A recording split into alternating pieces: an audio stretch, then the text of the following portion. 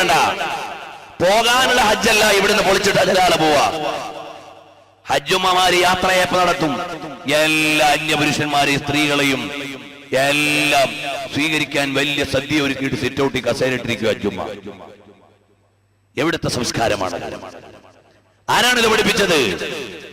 ഹജ്ജെന്ന മഹത്തായ കർമ്മത്തിന് നീ പോകുമ്പോൾ നിന്റെ ജീവിതത്തിൽ എപ്പോഴെങ്കിലും അന്യപുരുഷന്മാരുമായി ഹറാമായ ഒരു ഇടപെടൽ നടന്നിട്ടുണ്ടെങ്കിൽ അതിനുവേണ്ടി നീ റബ്ബിനോട് തൗബ ചെയ്ത് പോകേണ്ട പെണ്ണാണ്, തൗബ ചെയ്തുകൊണ്ട് പോകേണ്ട ആളാണ്. യാത്രയപ്പിന് വേണ്ടി ചില ഉമ്മാമാരൊക്കെ സിറ്റ് ഔട്ടിൽ തന്നെ ചേർവിട്ടിരിക്കുകയാണ്. യാത്രയപ്പിന്റെ വലിയ സദ്യയുണ്ട്.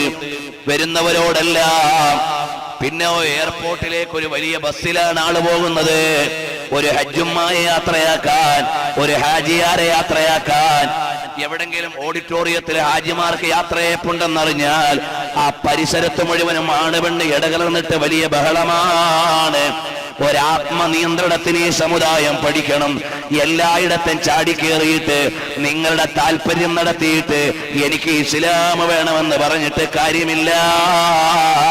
ഹജ്ജിന്റെ യാത്രയപ്പിലായാലും ആണ് പെണ്ണ് ഇടകലരൽ ഹറാമ് തന്നെ.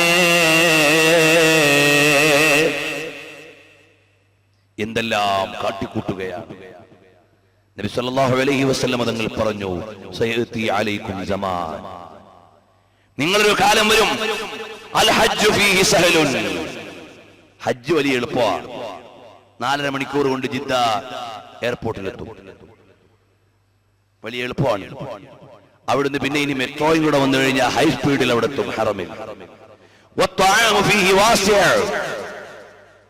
ഭക്ഷണം വളരെ സുലഭമാണ്, യാതൊരു പ്രയാസമില്ല. പണ്ടൊക്കെ അറഫയിൽ ഭക്ഷണം കിട്ടുകയില്ല, നാട്ടിൽ നിന്ന് അവലൊക്കെ കെട്ടിപ്പൊതിഞ്ഞു പോകും. ഇന്ന് അറഫയിൽ ഓരോരുത്തർക്കും കിട്ടുന്നത് ഒരു പഞ്ചായത്തിലുള്ള ആളുകളുടെ ഭക്ഷണം. സുലഭമാണ് അവിടെ ഭക്ഷണം. ചില ആളുകളൊക്കെ അറഫയിൽ പോയാൽ രാവിലെ മുതൽ ഇറങ്ങും, എല്ലാ ഫീസബീൽ വണ്ടിയിൽ നിന്നും കിട്ടുന്ന ഭക്ഷണം വാങ്ങാൻ. എല്ലാം മേടിച്ച് അരയെ കിട്ടുമ്പോഴേക്ക് അറഫയുടെ സമയമൊക്കെ കഴിയും. അങ്ങനെ കുറെ ആളുകളുണ്ട്. ഏതായാലും ശരി, പറയട്ടെ,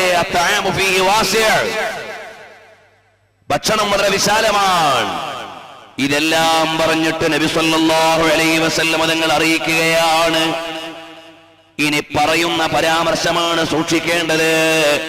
വയർജിഉൽ ഹാജ്ജു ബിലാ സവാബ് ഇന്നാ ലില്ലാഹ്. അല്ലാഹുവേ, ഞങ്ങളെ കാത്തുരക്ഷിക്കണേ റഹ്മാനേ. ഹാജിയാര് തിരിച്ചു വരുമ്പോ സംസം വെള്ളമുണ്ടാകും, കാരക്കയുണ്ടാകും, മക്കൾക്ക് വാങ്ങിയ കളിക്കോപ്പുണ്ടാവും, വീട്ടിലേക്ക് മകൻ കെട്ടിപ്പൊതിഞ്ഞു തന്ന വലിയ ലഗേജും ഉണ്ടാകും. പക്ഷേ അള്ളാന്റെ അടുക്കൽ സ്വീകരിക്കപ്പെട്ട ഹാജി ആയിട്ടില്ല, റബ്ബിന്റെ പ്രതിഫലം കിട്ടിയിട്ടില്ല. ഈ നിലക്ക് കുറെ ഹാജിമാരുണ്ടാകും. അത് ഖിയാമത്ത് നാളിന്റെ അടയാളമാണ്. അല്ലാഹു കാത്തിരക്ഷിക്കട്ടെ. പ്രിയമുള്ളവരെ, എല്ലാത്തിനും നിയമമുണ്ട്, പരിധിയുണ്ട്. എല്ലാത്തിനും നിയമമുണ്ട്, നിയന്ത്രണമുണ്ട്, നിയന്ത്രണ രേഖകളിലുണ്ട്. നമ്മുടെ ചിന്ത എന്താണ്? എനിക്കിഷ്ടപ്പെട്ടതല്ല അനുഭവിക്കണം, എനിക്ക് സ്വർഗം കിട്ടുകയും വേണം. ഇല്ല ഇല്ല, ഞാൻ മടങ്ങി വരുന്നു, കൂടുതൽ വിശദീകരിക്കുന്നില്ല.